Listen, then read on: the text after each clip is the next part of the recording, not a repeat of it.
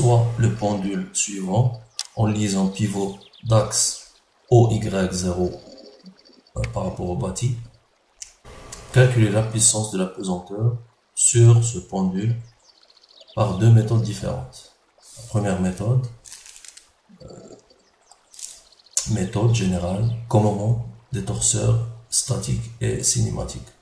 La deuxième méthode, méthode du potentiel de la pesanteur. Donc, on a ici un repère, le repère lié au bâti, c'est le repère RO, bien R0, OX0, Y0, Z0. Le repère lié au pendule, c'est le repère R1, OX1, Y1, Z1.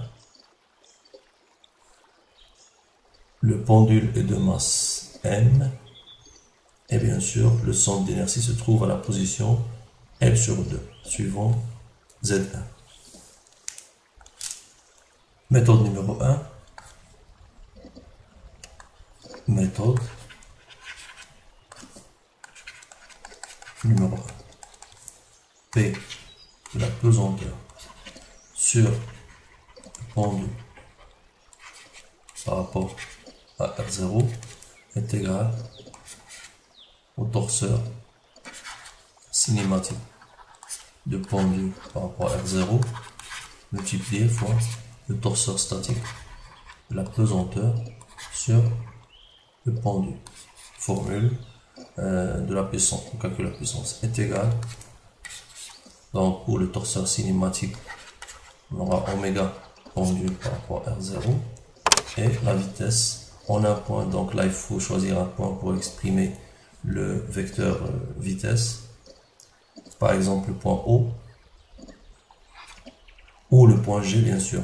Donc j'ai choisi le point O tout simplement parce que la vitesse en O est nulle, appartenant pendule par rapport à R0 fois le torseur statique c'est mg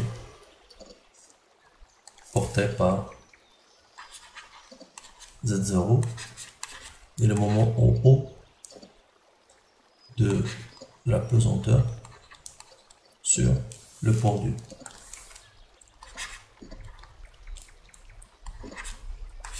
En haut bien sûr.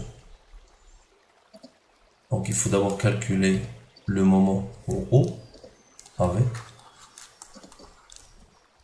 le moment en haut de la pesanteur sur pendule est égal au moment en G la pesanteur sur pendule plus OG vectoriel, le poids, c'est-à-dire la résultante ou bien le poids, mg z0 est égal, là c'est 0 bien sûr le moment centre d'inertie, et OG c'est, on a dit que c'est L sur 2 porté par Z1 vectoriel mg z0 est égal mg L sur 2 Z1 vectoriel Z0 Z1 vectoriel Z0 sens négatif, donc ce sera avec un signe moins sinus θ porté par Y0 ou Y1. D'après la figure plane bien sûr, Z0 vectoriel Z1 c'est un sens indirect. Donc finalement, on peut écrire que P, la pesanteur sur le pendule par rapport à R0 est égal. Alors oméga, oméga 2 du pendule par rapport à 0 c'est θ point Y0 et la vitesse bien sûr. En haut c'est 0 fois en haut mg z0 le poids et bien sûr le moment c'est moins mg L sur 2 sinus θ y1 ou y0 égale, donc 0 fois mg c'est 0 et là ce sera moins mg θ point L sur 2 sinus θ y0 scalaire y0 c'est 1. Donc ça c'est la puissance P la pesanteur sur le pendule par rapport à R0.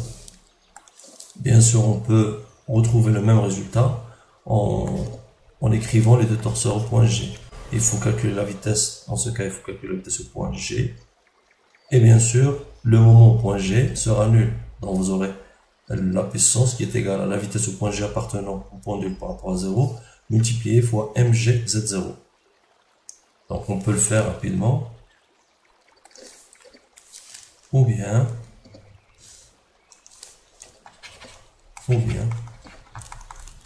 P de la pesanteur sur le pendule par rapport à R0 est égal à VG appartenant au pendule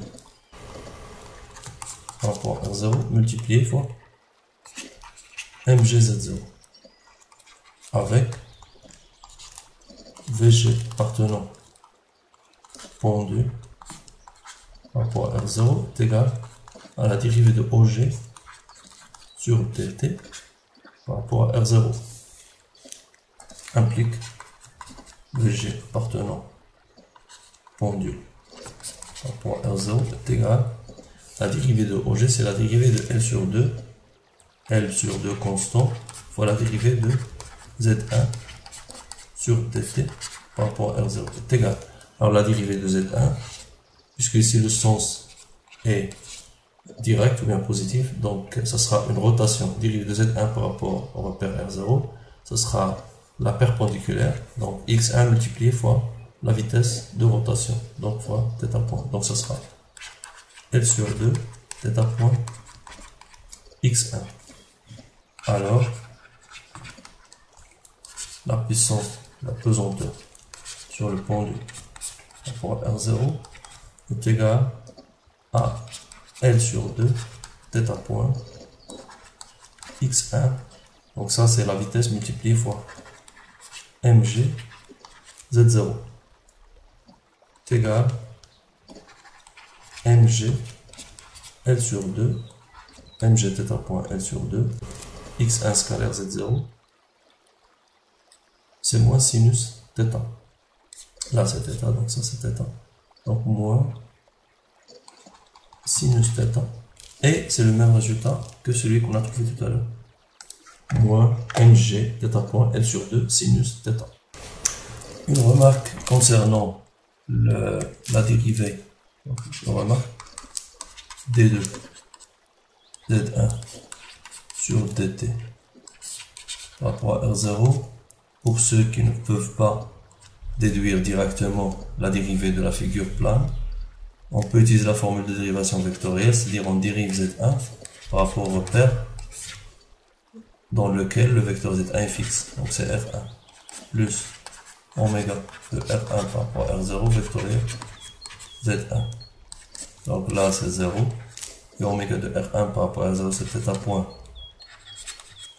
Y1 vectoriel Z1. Y1 Z1 c'est X1, donc c'est θ point X1. Voilà, donc ça donne le même résultat que tout à l'heure, sauf que tout à l'heure j'ai dit que vous pouvez le faire directement en disant par exemple que ça c'est E de R et que ça c'est E de θ. Donc la dérivée de E de R sur dt par rapport au repère R0 est égale tout simplement à d de θ sur dt, donc θ point fois E de θ. Donc c'est ce qu'on a fait ici. Donc la dérivée de Z1 c'est directement θ point x1. Alors si vous ne pouvez pas le faire directement, vous pouvez refaire le calcul en utilisant la formule de dérivation vectorielle. Alors petit b, méthode numéro 2. Donc on cherche toujours la puissance, la pesanteur sur le pendule par rapport à R0 qui est égal, d'après la formule du cours, c'est moins la dérivée sur dt de l'énergie potentielle de la pesanteur sur le pendule par rapport à R0. Donc on peut utiliser cette formule, on peut remplacer l'énergie potentielle par son expression, c'est moins m g OG. égale, alors le moins c'est plus, donc ce sera d sur dt, m, g, c'est g porté par z0, et bien sûr, g porté par z0, et OG, c'est L sur 2 porté par Z1 est égal mg L sur 2 d sur dt Z1 scalaire Z0 c'est cos θ. Donc la dérivée de cos θ c'est moins sinus, donc c'est moins mg L sur 2 θ point sinus θ. Et c'est le même résultat qu'on a trouvé en utilisant la méthode numéro 1. Mais bien sûr, vous avez remarqué que cette méthode est plus rapide, plus simple, à condition bien sûr d'apprendre par cœur l'expression d'énergie potentielle de la pesanteur